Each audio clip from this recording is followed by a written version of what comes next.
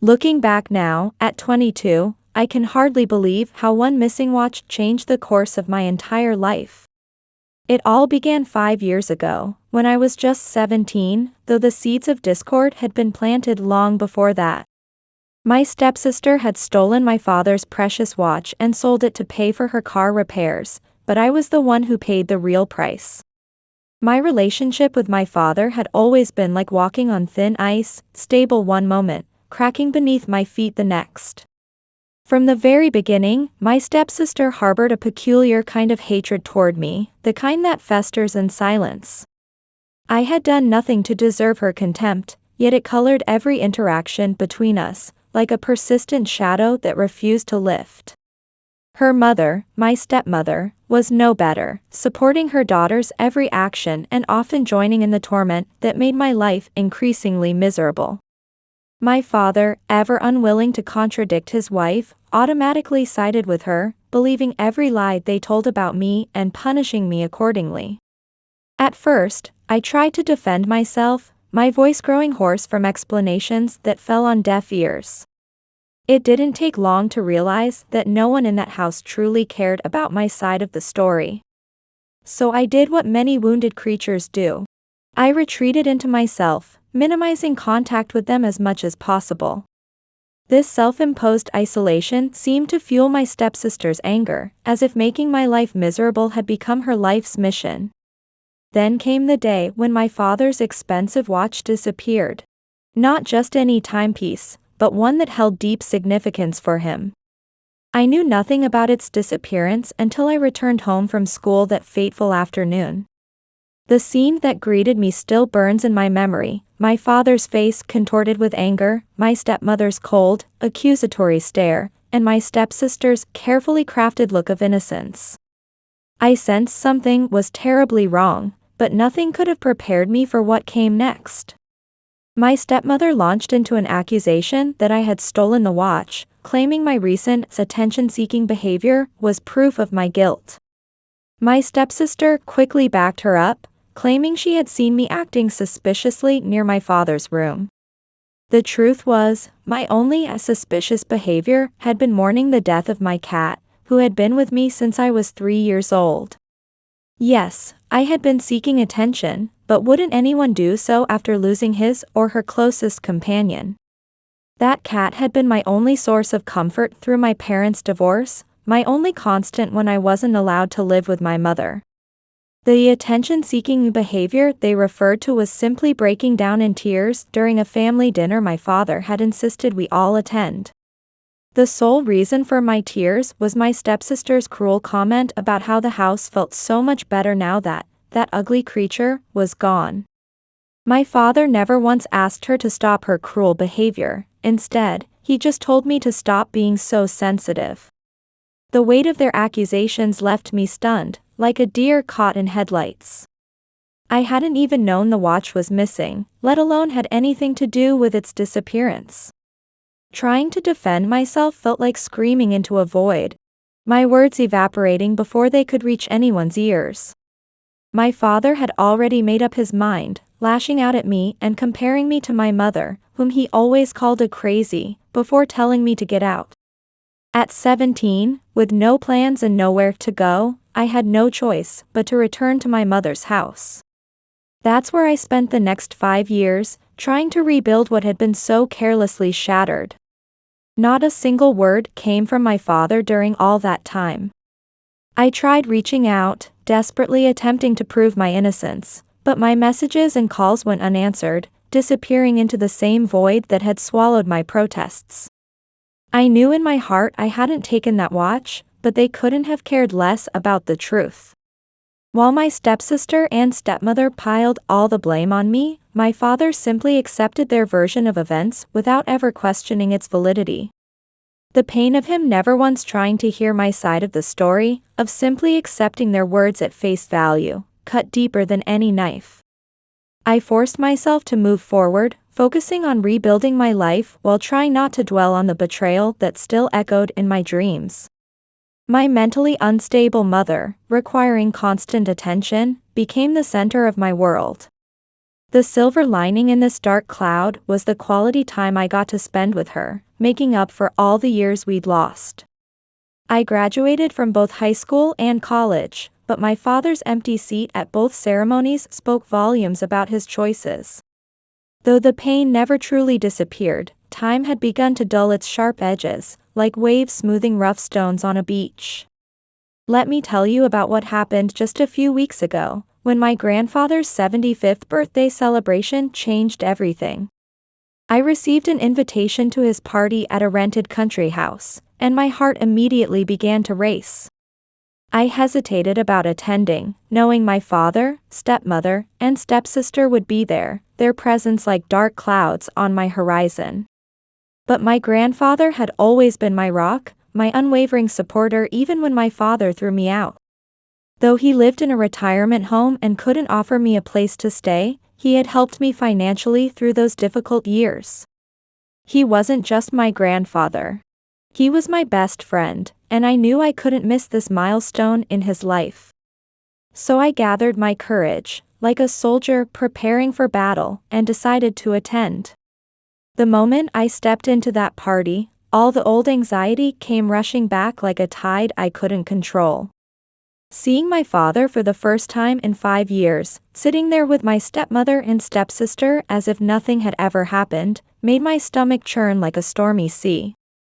I tried to keep my distance, but every time I caught sight of them, my throat would tighten and I had to physically fight back tears. I spent my time with other relatives, dancing around the room like a butterfly avoiding spider webs, trying to minimize any contact with them. My stepsister wouldn't even look at me, while my stepmother wore a smirk that felt like a dagger in my heart. I wanted so badly to confront them in front of everyone, but I knew this was my grandfather's day, not mine. Then came the moment that changed everything, as unexpected as thunder from a clear sky. The relatives and grandfather's friends began calling for a toast, their voices joining in a chorus of celebration. Being the man of the hour, my grandfather stood up, always the natural storyteller. He began with heartfelt thanks to everyone present, speaking about how blessed he felt to have lived long enough to create wonderful memories with each person in the room. But then, like a skilled conductor changing the tempo of a symphony, he shifted to the story of my father's missing watch. He revealed that he had recently discovered the truth. My stepsister had been the thief all along. My grandfather explained how, just a week before the party, he had been talking with an old friend who owned a pawn shop. Somehow, the conversation had drifted to the story of my father's missing watch. His friend remembered someone bringing in a similar watch years ago, his collector's eye never failing to recognize unique pieces. When my grandfather showed him a photograph, recognition flickered in his eyes like a struck match. The description and his memory confirmed without doubt that my stepsister had been the one to sell it. Upon further questioning, his friend revealed how nervous my stepsister had been when pawning the watch, even confessing the true story. She had been in a drunk driving accident, damaging the front of her car, and needed money for repairs. Instead of asking for help, she had stolen and pawned my father's watch. Though the repair costs couldn't have equaled the watch's value, she knew the consequences would be severe if my father found out. So she and my stepmother had fabricated the story about me stealing it, like playwrights crafting a tragedy with me as the villain. When my grandfather first heard this from his friend, he could hardly believe it, but further investigation confirmed the truth. He admitted to wrestling with when to reveal this information, finally deciding to wait for the party to confront my father, stepmother, and stepsister simultaneously, using the occasion to restore my honor in front of the entire family. When he finished speaking, the room fell into a silence so complete you could hear a pin drop. My father's face turned ashen, my stepsister froze like a statue, and my stepmother looked as if she'd seen a ghost. I couldn't bear to watch the aftermath of my grandfather's truth bomb, the explosion I had waited 5 years to witness. I couldn't bear to watch their reactions or what would unfold next, so I quietly slipped away from the party like a shadow at sunset. I needed to be alone with my thoughts, to process everything that had just happened in that emotionally charged room. Though I felt vindicated, an overwhelming sadness washed over me as I left, like a wave I couldn't outrun. I had waited so long for my innocence to be proven, but when it finally happened, the relief I had expected was replaced by an emptiness that echoed through my soul. The next morning, my grandfather came to check on me, his familiar presence as comforting as always. He was worried that he might have done something wrong by exposing the family drama in front of everyone, but I assured him with absolute certainty that he hadn't. He promised me there was no need to rush into any decisions about my father. My grandfather vowed to support me no matter what my family might say about me or whatever decision I might make regarding my relationship with my father. I found myself lost in a maze of uncertainty, not knowing which path to take. Since the party, my father has been constantly trying to reach out to me, like a desperate man throwing lifelines into the dark. At first, his text messages and voicemails were full of apologies, begging for forgiveness and acknowledging his mistakes. He claimed he wanted to make things right, but then his tone began to shift like weather before a storm. He started accusing me of manipulating my grandfather and trying to ruin his relationship with my stepmother. Those accusations cut deep, reopening wounds I thought had started to heal. I wondered if this man could ever choose me over his wife and her daughter, though the answer seemed painfully clear. My father keeps insisting on meeting to discuss everything that happened, but I'm paralyzed by indecision. Especially after his recent messages accusing me of manipulating my grandfather, I doubt any apology from him could be sincere. Even if he did apologize, I'm not sure I could ever trust him again. That bridge seems too thoroughly burned. As for my stepsister and stepmother, I haven't heard a word from them, and honestly, I don't want to. They destroyed my relationship with my father and wreaked havoc on my life like a hurricane through a small town. I don't think I could ever find it in my heart to forgive them for what they did. Regarding the watch, my grandfather asked his friend if he knew who had purchased it, but since they kept all their records the old-fashioned way on paper, the files would need to be checked. Update 1. It's been a week since my last post, and the comments and messages have been overwhelming, like a flood of support I never expected. First, I want to thank everyone who commented and empathized with my situation. I'm grateful for all the advice and critique you've offered. I can hardly believe how many people have shown genuine concern for my situation. While many advised cutting off all contact with my father, others suggested giving him a chance to explain himself. In the end, I decided to meet with him, though my instincts screamed at me not to. I'm not entirely sure why I agreed. Perhaps I needed closure, or maybe, despite my doubts, I wanted to give hope one last chance. We arranged to meet at a cafe I used to visit as a child, which felt like neutral ground. When I arrived, I found him sitting there looking nervous, like a student before an important exam. It felt strange meeting him alone after so much time, especially after what happened at grandfather's party. For a brief moment, I thought maybe we could return to how things used to be, but that feeling evaporated like morning dew. He started with apologies, saying he regretted his mistakes and believing my stepmother and stepsister. He talked about his suffering since the truth came out and how he felt he had failed as a father. At first, he seemed genuinely honest, but then the conversation took a different turn, like a car veering off course. He began complaining about how cornered he had felt back then, how confused he had been about what to believe. I could understand that, but it wasn't an excuse for keeping me at arm's length for 5 years. Then he started accusing me of manipulating my grandfather, saying he wasn't entirely sure I hadn't turned him against my father deliberately to humiliate him in front of the whole family. As I sat there listening to these incredible accusations, he had the audacity to demand an apology from me. That's when it hit me like a bolt of lightning. This meeting had been a terrible mistake. My father wasn't here to offer a genuine apology. He just wanted to clear his conscience or shift some of the blame onto my shoulders. I pointed this out to him, telling him it wasn't fair to try to make me shoulder any of the responsibility. I reminded him that it was his choice to believe my stepsister and stepmother without giving me any chance to defend myself. But instead of accepting responsibility, he dug his heels in like a stubborn mule, claiming I was being unfair and that it wasn't his fault since my stepmother and stepsister had deceived him. He even had the nerve to suggest that I should forgive them. That was the last straw for me. I couldn't listen to any more excuses.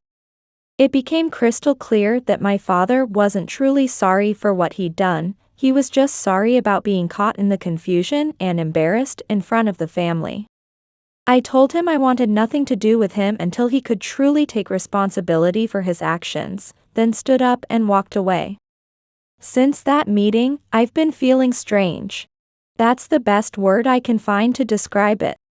There's relief in finally confronting my father and getting a kind of closure I'd been seeking. But I'm angry that he still can't acknowledge what he did. It seems his image in front of the family matters more to him than actually repairing our relationship. I've wasted so much time hoping for some kind of resolution, only to realize it will never come. To make matters worse, my cousin tells me that my stepsister and stepmother are trying to manipulate the situation again. They're apparently telling everyone that I'm overreacting and exaggerating everything. According to my cousin, my stepsister is bragging about how their side of the family is still united while I'm the one who's isolated. I don't know what the future holds, but I'm sick of all of them right now. It's clear my father will never change, and as for my stepsister and stepmother, they've done enough damage to my life already. I'm tired of being hurt by people who should have cared about me. That's where things stand now. Whatever the future holds, I know one thing for certain. I will never forgive any of them. Update 2. I hadn't planned on updating again, but things have taken an insane turn. I thought this drama was over, but apparently my family had other ideas. Remember how I mentioned my father, stepmother, and stepsister were still trying to manipulate the situation? Well, it backfired on them spectacularly. After the meeting with my father, I cut off all contact. I was so fed up that I blocked his number and ignored everyone who took their side. But 2 weeks after our meeting, my grandfather called, saying he needed to talk. I didn't know what it was about, but since he'd been my biggest supporter through everything, I listened. My grandfather told me his pawnshop owner friend had made a shocking discovery while checking the records. This friend, who kept all his records the old-fashioned way on paper, had finally tracked down who had bought the watch my stepsister had pawned. Incredibly, it had been my father. My father and my grandfather's friend didn't know each other. They'd never met before, but when my grandfather showed him my father's picture, his friend immediately recognized him as the man who'd come to buy the watch. Since our surname was fairly common, identifying someone from the records alone was tricky and required verification. This revelation meant that my father hadn't just believed my stepmother and stepsister's lies and thrown me out. He had known exactly where the watch was all along. Instead of standing up to my stepmother or protecting me, he had chosen to protect the real thief and make me the scapegoat. Learning this felt like discovering a whole new level of my father's betrayal, like finding poison at the bottom of an already bitter cup. Now everything was crystal clear.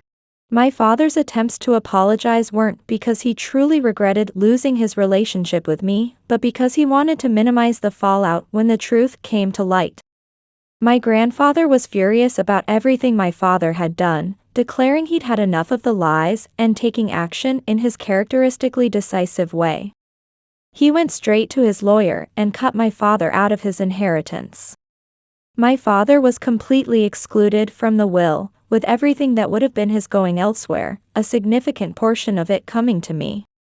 My grandfather explained that by siding with my stepmother and stepsister for so many years, my father had proven himself unworthy of managing the family legacy. The final straw had been learning that he knew the truth about the watch all along, yet still left me homeless. But that wasn't the end of it. When my stepmother learned of my grandfather's decision, she completely lost her grip on reality. She had a total meltdown, screaming and threatening legal action even though she'd been told there was no legal basis, and trying to manipulate my father into fighting my grandfather. My stepsister also sent me messages, pretending to apologize, but we both knew what she really wanted was for me to fix everything. She clearly expected me to somehow intervene and help them regain access to the family fortune. But I can't do anything for her, and I wouldn't even if I could. At this point, I couldn't care less what happens to them. After all, it's my turn now to remove the ugly creatures from my life, in this case, my stepsister and stepmother. My father keeps calling my grandfather, begging him to reconsider cutting him out of the inheritance, but my grandfather simply responds that he doesn't need the inheritance, he can sell the recovered watch if he needs money for anything. In a way, I'm grateful they kicked me out. It opened my eyes and allowed them to receive the karma they deserved. They're toxic people who brought this all on themselves. They deserve everything that's happening to them now. Update 3. Yes, I'm still here. I was hesitating about posting another update, but so much has happened, and I thought it would be a good opportunity to tie up all the loose ends. Those who have been following my story know that my life has been one problem after another, but I can finally say things are looking up. However, the same can't be said for the rest of my family. After my grandfather cut my father out of his inheritance and eliminated any chance of my stepsister and stepmother inheriting money through him, their situation went from bad to worse. My father is in financial free fall. My grandfather is now trying to sell the house they're living in. It's a family property, still in my grandfather's name. It was supposed to be part of my father's inheritance, but after all his lies, manipulation, and foolish actions, my grandfather decided to sell it. He asked if I wanted it, but I told him I didn't want to live there. Besides, I'm worried they might try something if I were living there. My grandfather gave my father a chance, saying he could stay in the house if he kicked out my stepmother and stepsister and publicly apologized for what he did to me.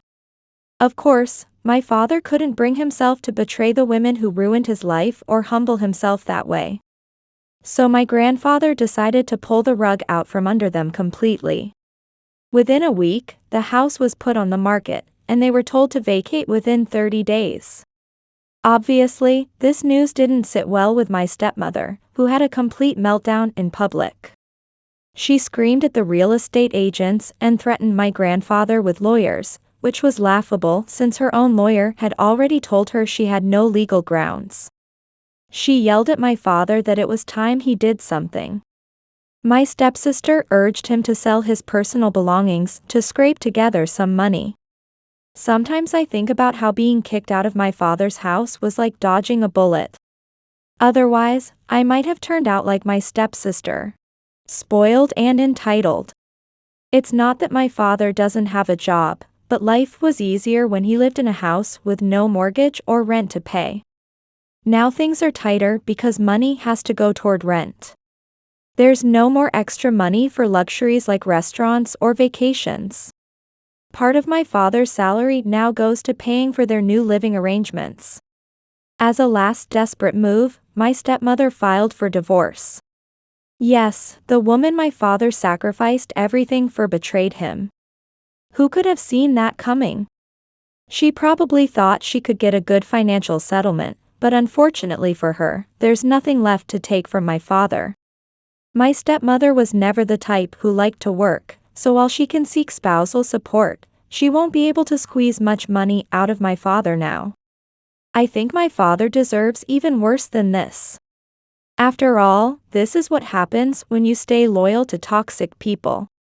The rats don't stay on a sinking ship, do they? They took everything they needed from my father, and now that there's nothing left to squeeze out of him, it's time for them to abandon him. As for my father, I haven't spoken to him since that meeting and don't plan to. There's nothing left to say between us because he was never really a father to me. Meanwhile, my grandfather is doing well. He's been my biggest supporter throughout all of this. Since the truth came out, we've grown even closer. We've had many conversations about the future, and he's made it clear that he wants to make sure I'm well taken care of, especially after everything I've been through. Update 4. The power of social media gossip never ceases to amaze me. Here's an update for all of you who requested it. My grandfather recently told me about a conversation he had with my father. I don't know whether to laugh or shake my head at how far my father has fallen. He's officially divorced now. I know this because he's been running to my grandfather, crying and begging for sympathy and support. According to my grandfather, my father tried to justify everything that happened, saying that now that his wife and stepdaughter were out of his life, maybe he could repair his family bonds. My grandfather, true to form, put him in his place immediately. He made it clear that my father hadn't removed his wife and stepdaughter from his life. They had abandoned him. My grandfather, with his characteristic bluntness, added that this proved my father was a coward who always prioritized those women over his own daughter. Of course, my father, in his endless denial, tried to argue that this wasn't true. According to my father, he had made his decisions based on what he believed was evidence against me. He claimed that's why he concluded I had stolen the watch years ago. But my grandfather wouldn't let him get away with these excuses. In a firm, unwavering voice, he told my father to stop lying since the truth was now completely clear. My father had bought back the watch himself. My grandfather confronted him directly. If you didn't know who sold it, why did you go to that specific shop? Backed into a corner, my father tried to change the story, admitting he had discovered my stepsister had pawned it but trying to justify that he just wanted to help her because she was in trouble. My father's explanation was that when he discovered what my stepsister had done, he decided to let her keep the money and simply went to retrieve the watch. If that doesn't sound ridiculous enough, it gets worse. When my grandfather asked why my stepsister needed so much money besides the car repairs, my father's answer was, in his words, almost comical. My stepsister had needed money for a cheerleading event in another state. My father said she had run out of allowance and needed extra money for clothes and other expenses. My grandfather told me this with the same expression of shock and disbelief he had worn when my father told him.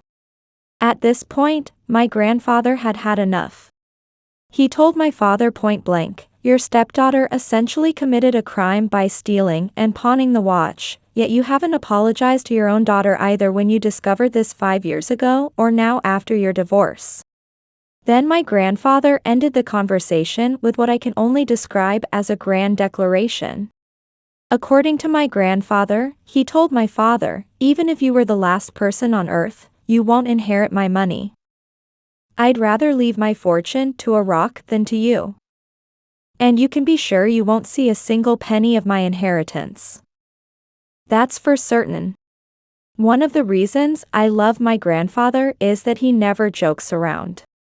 He's a Vietnam veteran who has experienced more than most of us can imagine. He has no time or patience for my father's foolishness. As for my father, he didn't lose much in the divorce, but that's honestly because there wasn't much to lose. The fight with my stepmother and stepsister was essentially over nothing. It's clear that no one came out of this disaster well. My stepmother is now free to look for another man, but honestly, I think she'll have a hard time finding someone as nice and manipulatable as my father. Update 5, final update. Half a year has passed, and my life has changed dramatically. Following my grandfather's advice, I started seeing a therapist and have gradually begun to face my past trauma. Through counseling, I've learned to be proud of my resilience in the face of unfair treatment, realizing that these experiences have actually made me stronger. Career-wise, I'm now working in child welfare, using my college degree. Being able to help troubled children gives me profound satisfaction, knowing my experiences can benefit others. I've found a wonderful friend in my colleague Haley, who understands my new life perfectly. She also grew up in a complicated family environment, and we share our experiences. We spend peaceful weekends cooking together and going for drives. My father still contacts me occasionally, but it no longer affects me. I've moved into an apartment my grandfather bought, and we spend weekends watching movies and gardening together. My mother has started new treatment and is gradually becoming more stable. Our time together as a trio has become my precious healing space. Recently, I received an unexpected call from my stepmother's sister about my stepsister's child, my stepnephew, who had stopped going to school. Though hesitant at first, I decided to meet him over the weekend, believing the child was innocent. Listening to him, I learned he was struggling with his parents' divorce and their financial difficulties. I told him the words I wish someone had told my younger self: it's okay to rely on others when things are tough, and you don't have to bear everything alone. Since then, he's gradually started returning to school and occasionally emails me. Through this experience, while I haven't completely forgiven them, I've been freed from the prison of hatred. I don't have any special feelings toward them anymore, realizing that living my own life has been both the best revenge and liberation. To everyone reading this story, unfair treatment doesn't define your worth. You always have allies, and most importantly, you can be your own strongest supporter. Just as I did, I believe you'll all find your happiness. This is my final update. I'm happy to report that I'm taking my first steps into my new life with confident strides. Goodbye, and thank you.